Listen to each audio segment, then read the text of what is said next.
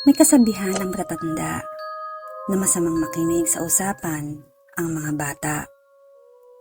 Pero nang dahil sa kuryosidad ko, ay nakinig ako sa usapan nila nanay noon at ng mga kapatid nito.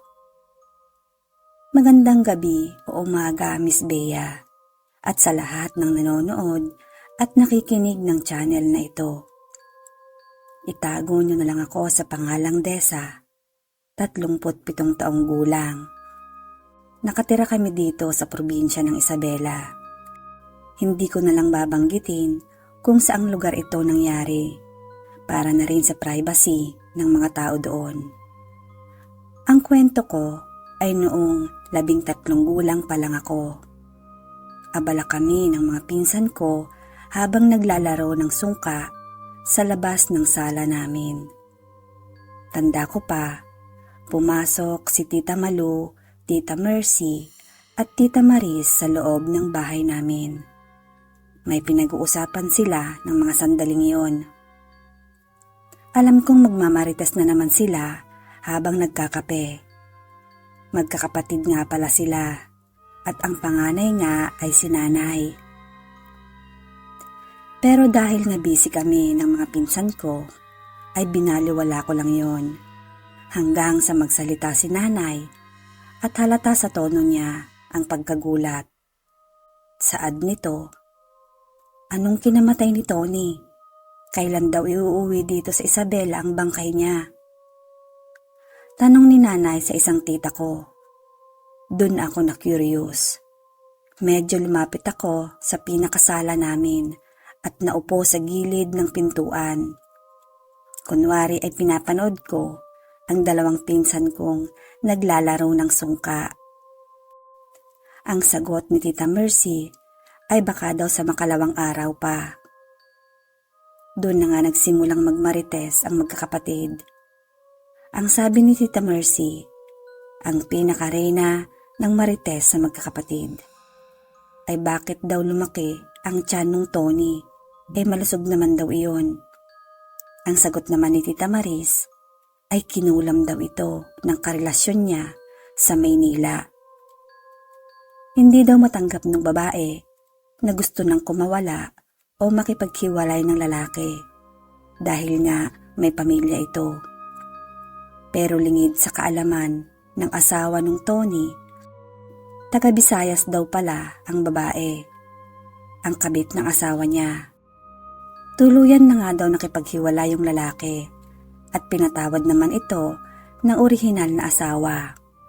Subalit, makaraan lang ang ilang buwan ay nakaramdam na ito ng kakaiba sa katawan niya. Pinadoktor daw nila ito pero walang makita na anumang mali sa resulta. Doon na lumapit ang pamilya sa isang albularyo. Pero sa lakas daw ng pananalbahe ay hindi ito napagaling.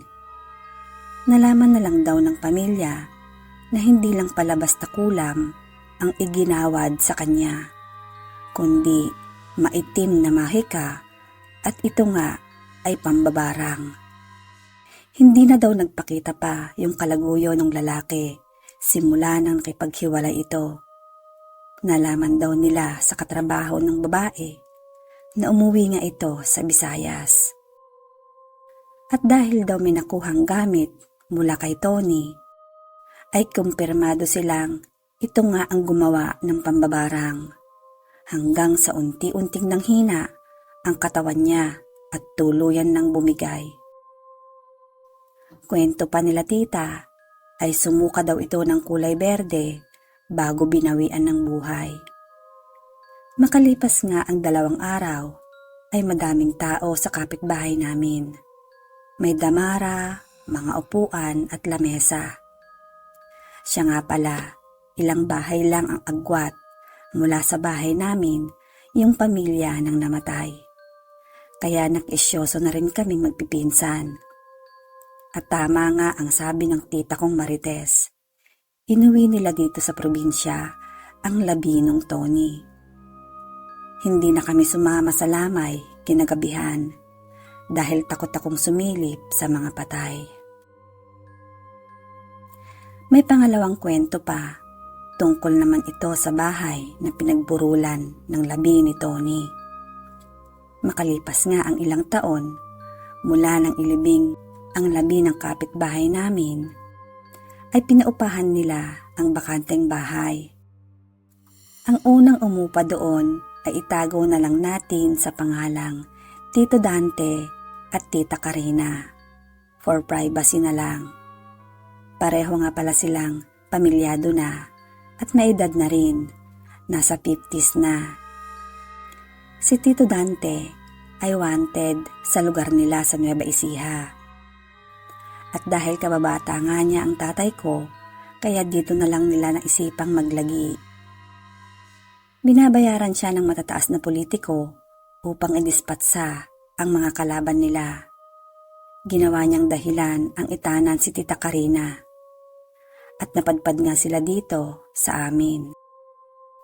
Ilang taon ding nagtago sa batas si Tito Dante hanggang isang araw nagkwento si Tita Karina kay nanay. May matanda daw na nagpapakita sa bahay na inuupahan nila. Matangkad daw ito. Minsan daw kapag mag-isa lang siya, nakakaramdam siya na tila may nakatingin sa kanya.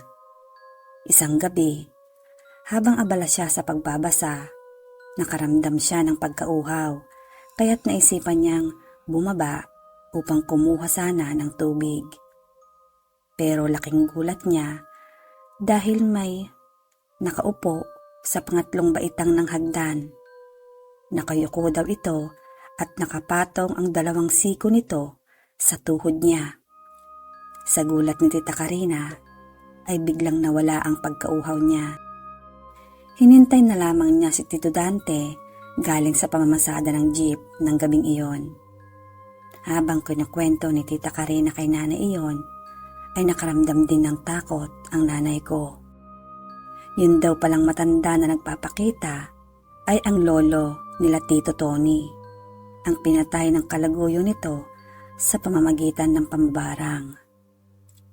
Hanggang sa nasanay na lang si Tita Karina at sa tuwing magpaparamdam ang matanda sa kanya ay kinakausap na lang niya ito. Siguro daw ay nagagalit ito kung bakit may ibang taong nakatira sa bahay niya pero hindi naman ito kamag-anak. Makalipas nga ang 4 na taon ay umuwi na din sa Nueva Ecija sina Tito Dante at Tita Karina. Ilang taon din ang lumipas na bakante ang lumang bahay na iyon. Ang style nga pala ng bahay ay purong kahoy. Sakto lang ang laki at may pangalawang palapag ito. At halata talagang sinaunang bahay dahil yari sa kapis ang mga bintana nito. Sa unang tingin ay maayos ang bahay at tahimik. Pero may kakaiba palang tinatago sa loob nito. Walang nakatira doon dahil nga nagsipag-asawa na ang mga anak ng may-ari. Hanggang sa nakita ko na lang na pinarenovate na nila at ginawa na ang boarding house. Ang pangatlong tumira doon ay ang pamilya ng cottager ng asawa ko, ang pamilya de Los Santos. Wala naman daw silang nararamdaman na kahit ano, hanggang makalipas ang ilang buwan ay lumipat na ang pamilya sa bagong bahay nila. Ang ika-4 na umupa sa bahay na iyon ay mga kolehiyong nagsisipag-aral malapit dito sa university sa lugar namin. Karamihan kasi sa estudyante ay tiga-baryo pa at malayo sa pinapasukan nila. Subalit hindi rin nakatagal dahil mas malala ang nangyari. Isang araw, nagkagulo ang mga boarders sa bahay na yon. Maririnig ang mga sigawan at iyakan mula sa loob.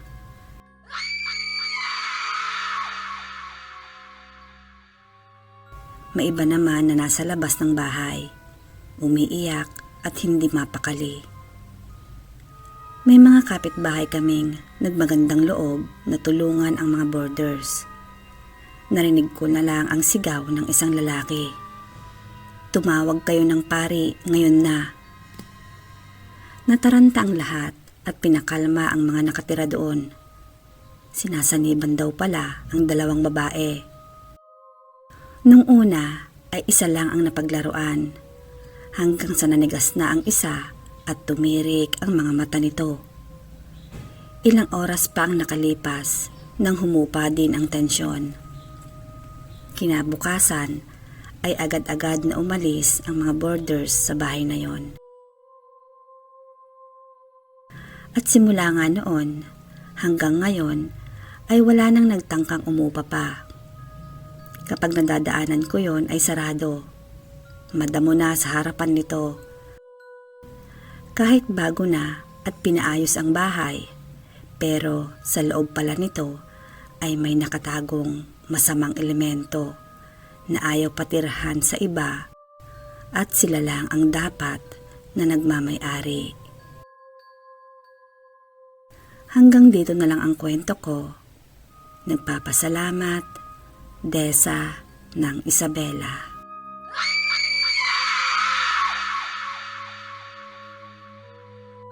Hindi sa pananakot, pero gusto ko lang maging aware ang mga tulad kong estudyante na makakarinig ng kwento ko. Ako nga pala si Lemar, isang journalism student sa UP Diliman. Madalas ay ginagabi akong umuwi dahil sa dami ng deadlines at activities. Minsan napipilitan akong dumaan sa sunken garden o sa mga madidilim na bahagi ng Akad Oval para makatipid sa oras. Pero sinubok talaga ako ng tapang ko ng isang gabi ay may nasaksihan akong kakaibang pangyayari. Alas 11 na ng gabi nang matapos ang meeting namin sa isang organisasyon sa Vinson's Hall.